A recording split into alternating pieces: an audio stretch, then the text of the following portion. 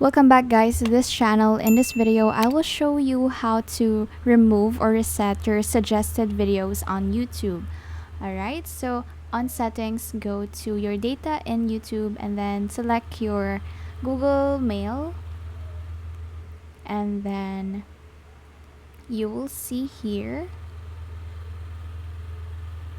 your YouTube dashboard, YouTube controls, or your watch history. Go click manage your YouTube watch history. Wait for that to load, and then you'll see here your YouTube history. You have this delete, so make sure you click this button and choose delete all time so that your data will be wiped out and it will reset your suggested videos. Okay, so just click delete and that's it. That's how you reset your YouTube suggestions.